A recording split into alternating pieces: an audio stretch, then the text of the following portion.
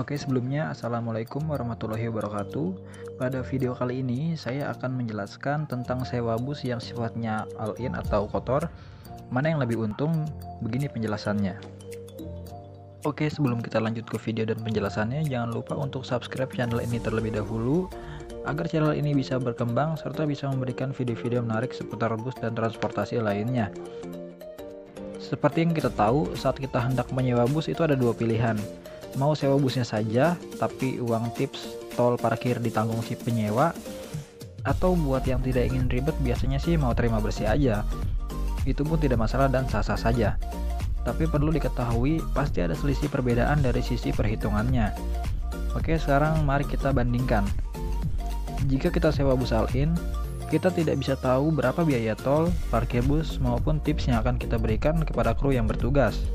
Karena semua anggaran itu kantor yang memperhitungkannya.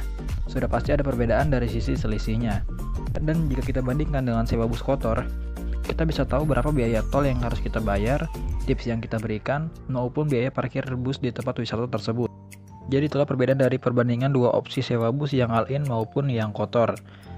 Semua ada kelebihan dan kekurangannya masing-masing. Jika kita sewa bus all-in, kita terima beres tanpa mikir pengeluaran lagi di jalan ataupun sewa kotor, dan kita memberikan biaya di jalan serta akomodasi seperti tips kru contohnya secara terpisah.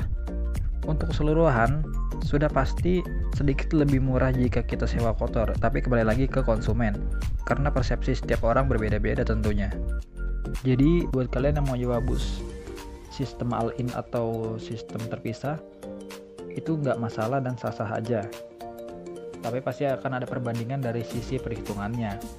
Jadi kalian lebih enak yang mana, itu terserah kalian. Buat yang mau tanya emang berapa sih selisihnya? Kita bisa hitung selisih dari uang tol, uang parkir bus, dan uang tips yang kita berikan. Contoh kita ada perjalanan ke Bandung.